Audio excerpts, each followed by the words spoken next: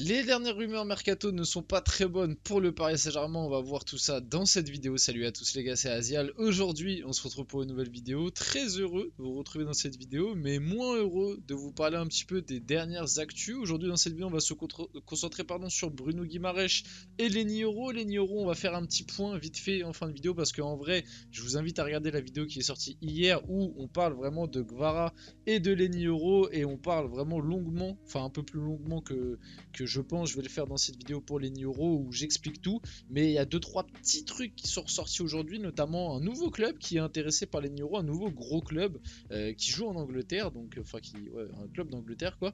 Donc on va parler de tout ça dans cette vidéo, mais ça sent pas très bon pour Leny Yoro du côté du PSG. En tout cas, plus le temps passe, plus j'ai l'impression qu'il y a de plus en plus de rumeurs mercato qui l'envoient un peu partout sauf au PSG. Et de l'autre côté, t'as Bruno Guimaraes. Bruno Guimaraes, ça fait un moment qu'on n'en a pas parlé sur la chaîne. Et pourquoi ça fait un moment? Parce que finalement il n'y a plus grand chose qui sort sur lui, et à chaque fois qu'il y a des choses qui sortent, et bah c'est des choses pas très positives pour potentiellement un avenir du côté du PSG. Bien évidemment, avant que la vidéo commence, n'hésitez pas à la liker, à commenter, à partager et à vous abonner, ça fait toujours plaisir et ça aide pour le développement de la chaîne. Et on peut y aller dès maintenant. On va tout perdre car oui, pour le moment il y a quand même beaucoup de noms qu'on a entendus du côté du PSG depuis globalement l'annonce de départ de Mbappé vers le fin février début mars. On se rappelle qu'on a entendu beaucoup de noms, notamment Leao, notamment Bernardo Silva, notamment Bruno Guimaraes, notamment Osimhen, notamment même le retour de Xavi Simons, Leny Yoro, et au final tous les noms qu'on a, Kimmich aussi pendant un moment, Frenkie de Jong, tous ces noms là qu'on a entendus vers le mois de février, mars, etc.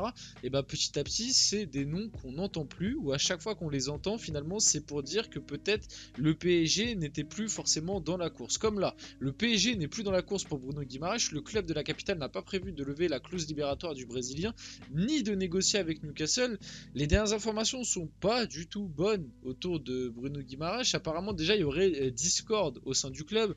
Pour aller très simplement, et parce que en vrai je suis pas insider, donc là les infos que je vais vous dire c'est uniquement des trucs que j'ai entendus, donc c'est pas fiable forcément à 100%, mais d'après ce que j'ai compris, déjà même au sein du club il y a un gros souci, c'est-à-dire que Luis Enrique, je crois, de base, voulait absolument le joueur et le faire venir cet hiver, mais apparemment depuis que Vitinha est passé numéro 6, il ne serait plus aussi chaud qu'avant, et notamment vis-à-vis du prix, pour faire venir Bruno Guimaraes. De plus, malgré tout, je pense que Luis Enrique aimerait avoir Bruno Guimaraes dans son effectif, mais c'est plus, entre guillemets, le coût, ce qui va t'apporter. Comme Luis Enrique a vu que Vitinha était capable d'être à un très haut niveau en tant que numéro 6, je pense qu'il se dit, c'est peut-être pas hyper, on va dire, bénéfique d'investir 120 millions, enfin 117 millions, le prix de la clause de Bruno Guimaraes, pour, on va dire, un rôle qui, en vrai, manque, mais peut-être se concentrer plus sur la clause de Bernardo Silva, ou alors se concentrer plus sur un numéro 8 et laisser Vitinha en 6. Je pense que Luis Enrique, c'est des interrogations qu'il a. Et de plus, au sein du PSG et de Luis Campos, on sait que Luis Campos a une très forte affinité avec Jorge Mendes, qui est l'agent de quasiment tous les joueurs du PSG maintenant, puisque Luis Campos, à chaque fois qu'il fait venir un joueur, c'est un joueur qui est chez Jorge Mendes, pardon.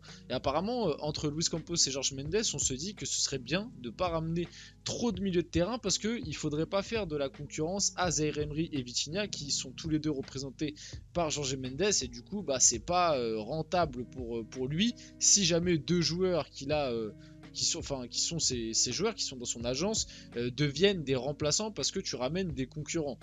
Bien évidemment que je trouve ça complètement débile, bien évidemment que ce jeu d'agent, moi c'est quelque chose qui me répugne un peu. Après, faut pas faire les hypocrites, en vrai. Il y en a un peu dans tous les clubs. Il y en a un peu dans tous les clubs, ce style de truc-là. Pendant un moment, Jorge Mendes a aussi pas mal aidé le Real Madrid, notamment quand Luis Campos était recruteur. Voilà, on connaît. Il y a aussi le truc avec Wolverhampton.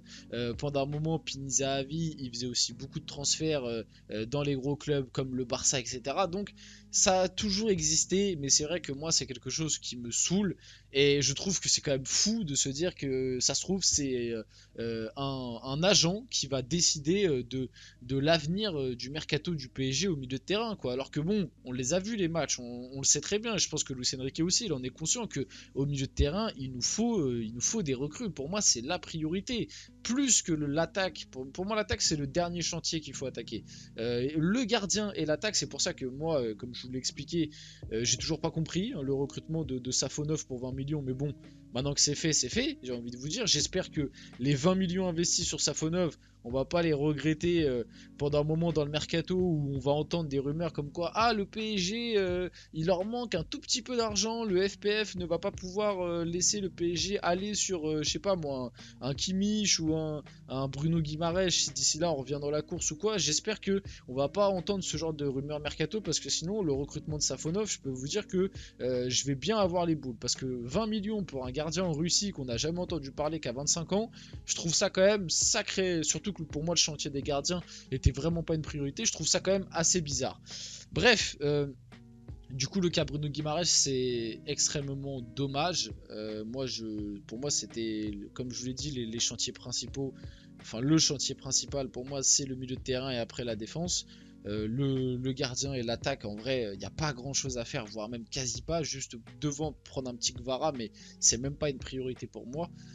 Et ouais, c'est dommage. Et se dire que ça se trouve, un agent va décider de l'avenir de nos recrues et que ça se trouve, on va même pas recruter au milieu de terrain parce que Jorge Mendes, il a Ugarte, Vitinha et Zaïre Emery dans son écurie. Donc il va se dire, non, mais les gars, vous recrutez personne au milieu parce que sinon, sinon je fous la merde parce que la moitié des joueurs du PSG ils sont avec lui dans tous les cas, ils sont dans son agence donc c'est un bourbier et c'est bien dommage. Mais Bruno Guimaraes, ouais, ça sent pas très bon malheureusement. Le PSG est désormais hors course pour Bruno Guimaraes mais souhaite toujours signer Bernardo Silva. Bernardo Silva, c'est pareil, je vais pas vous mentir que ça sent pas très bon. Alors peut-être que je suis quelqu'un de pessimiste, hein, mais si je dois être 100% honnête avec vous, Bernardo Silva, on en entendait beaucoup parler pendant un moment, et là, ça fait peut-être à peu près un mois et demi, que plus rien, quoi. Les seules rumeurs mercato autour de Bernardo Silva, on l'envoie du côté du Barça. Il y a même très récemment où j'ai vu que le Barça et Bernardo Silva avaient discuté, et que Bernardo Silva leur laissait une deadline, et que passé cette deadline, il allait commencer à ouvrir la porte à d'autres clubs. Mais ça veut dire que pour l'instant, dans sa tête, il est uniquement concentré sur le Barça. Il faut que le Barça, après, ait les finances, ce qui risque d'être quelque chose de compliqué, surtout que de ce que j'ai compris aussi, Hansi Flick aimerait bien ramener Kimmich au Barça. Donc le Barça, ça va être compliqué pour eux de faire venir Bernardo Silva, je pense, mais malgré tout, encore une fois, quoi, t'es le second plan. Et ça, c'est quelque chose qui me dérange, c'est que on recrute des joueurs, des grands joueurs, mais à chaque fois, on les recrute parce que on est leur second plan et que le plan A n'a pas pu ou n'avait pas l'argent. Et je sais pas si pour le développement et la construction du club à long terme, je sais pas si c'est ce qu'il faut. On l'a vu par le passé.